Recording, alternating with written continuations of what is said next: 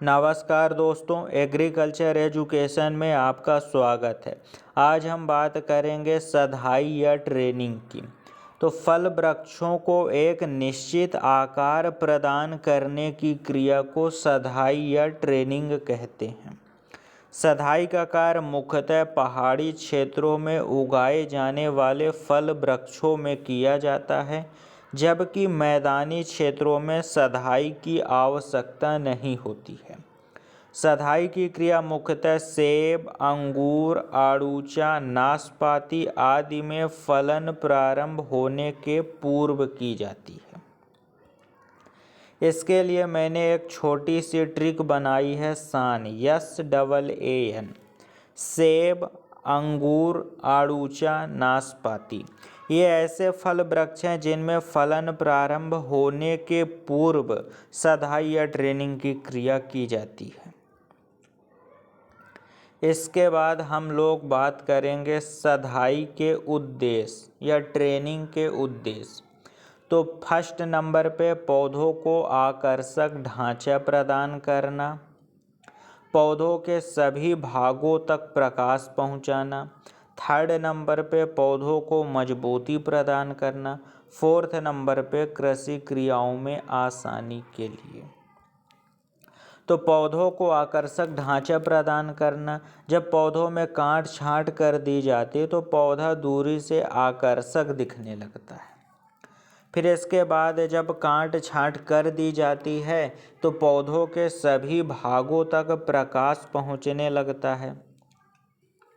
इसके बाद जैसे किसी पौधों में बहुत सारी शाखाएं हैं, जब शाखाओं को काट दिया जाता है, शाखाएं कम कर दी जाती तो पौधा मजबूत हो जाता है। तो इसीलिए कहा गया पौधों को मजबूती प्रदान करना। इसके बाद है कृषि क्रियाओं में आसानी के लिए, जब काट छांट कर देते हैं, शाखाएं कम होती हैं, पौधा छोटा रहता तो उसमें फल तोड़ने में और स्प्रे करने में आसानी रहती है। तो इसीलिए कहा गया कृषि क्रियाओं में आसानी के लिए। इसके बाद हम लोग बात करेंगे कि ये जो ट्रेनिंग है, ट्रेनिंग की मेथड। तो ट्रेनिंग की 3 मेथड है मुख्य रूप से, जिसमें पहले नंबर पे सेंट्रल लीडर। इसकी बात अगर हम लोग करें तो केंद्रीय अग्र प्ररोह प्रणाली या सेंट्रल लीडर सिस्टम। तो केंद्रीय अग्र प्ररोह प्रणाली में मुख्य तने को काटा नहीं जाता है, बल्कि उसे सीधे बढ़ने दिया जाता है। मुख्य तने में जो पहली शाखा होती है उसको जमीन से 1 मीटर की ऊंचाई से निकलने दिया जाता है। इससे पहले की सभी शाखाओं को काट दिया जाता है। इसके बाद 1 मीटर के बाद आधा मीटर की ऊंचाई से शाखाएं निकलने दी जाती है। इस विधि में जो साधा हुआ वृक्ष होता है वो पिरामिड के समान दिखाई देता है। ऊंचाई अधिक होने के कारण इसमें फलों की तुड़ाई करने और स्प्रे करने में काफ़ी परेशानी होती है। तो इसमें क्या होता है कि सबसे पहले इसमें मुख्य तने को काटा नहीं जाता, बल्कि उसे सीधे बढ़ने दिया जाता है। ज़मीन से जो पहली शाखा होती है उसको 1 मीटर की ऊंचाई से निकलने दिया जाता है। इससे पहले की सभी शाखाओं को काट दिया जाता है। इसके बाद आधा मीटर की ऊंचाई से शाखाएं निकलने दी जाती हैं और ऊपरी भाग तक या ऊपरी सिरे तक कई शाखाएं निकलनी दी जाती हैं। इसमें जो कई साधा हुआ वृक्ष अब इस तरह से पिरामिड के समान बन जाता है। इसीलिए कहा गया कि इस विधि में जो साधा हुआ वृक्ष वो पिरामिड के समान दिखाई देता है।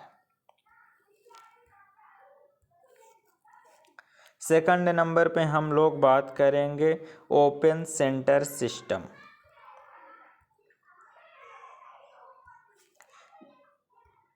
या खुला केंद्र प्रणाली, ओपन सेंट्रल सिस्टम। इस विधि में मुख्य तने को 1 वर्ष के अंदर 0.75 से 1 मीटर की ऊंचाई से काट दिया जाता है।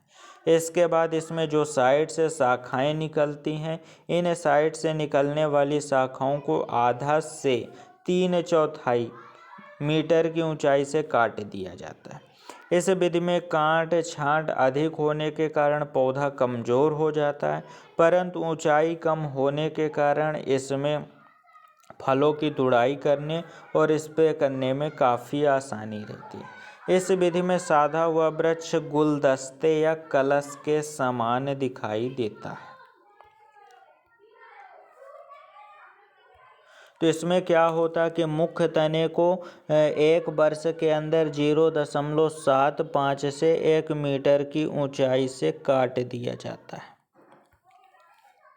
इसके बाद जो साइड से शाखाएं निकलने दी जाती हैं, इन साइड से निकलने वाली शाखाओं को आधा से 3/4 की मीटर की ऊंचाई से निकलने दिया जाता है। इसमें क्या काट छांट बहुत अधिक हो जाता है। काट छांट अधिक होने के कारण पौधा कमज़ोर हो जाता है, किंतु इसमें फलों की तुड़ाई करने और स्प्रे करने में काफ़ी आसानी रहती है। और इस विधि में जो साधा हुआ वृक्ष होता है वो कलश के समान या गुलदस्ते के समान दिखाई देता है। इसके बाद हम लोग 3rd नंबर पे बात करेंगे मॉडिफाइड लीडर सिस्टम। तो मॉडिफाइड लीडर सिस्टम या रूपांतरित अग्र प्ररोह प्रणाली, तो यह दोनों विधियों का मिला जुला रूप होता है। इसमें मुख्य तने को 3 से 4 वर्ष तक बढ़ने दिया जाता है, फिर इसे काट दिया जाता है। इसमें जो शाखाएं निकलती हैं फिर शाखाओं में काट छांट कर दिया जाता है। इस विधि में जो साधा हुआ वृक्ष सुंडाकार और गुलदान के मध्य दिखाई देता है और यह सबसे अच्छी विधि है और वर्तमान में इसी विधि का उपयोग सबसे अधिक किया जाता है। तो इस विधि में क्या होता है कि यह विधि जो है दोनों विधियों का मिला जुला रूप है। तो इसमें पहले शाखाओं को 3 से 4 वर्ष तक पौधों को बढ़ने दिया जाता है, फिर इसमें काट छांट कर दी जाती। जब काट छांट कर दिया जाता है तो पौधा दिखने में भी आकर्षक होता है और पौधे की हाइट भी बहुत अधिक नहीं होती है, तो फलों की तुड़ाई करने स्प्रे करने में आसानी रहती है। और इस विधि में जो वृक्ष है वो वृक्ष सुंडाकार और गुलदान के मध्य दिखाई देता है और वर्तमान में सबसे ज़्यादा इसी विधि का उपयोग किया जाता है।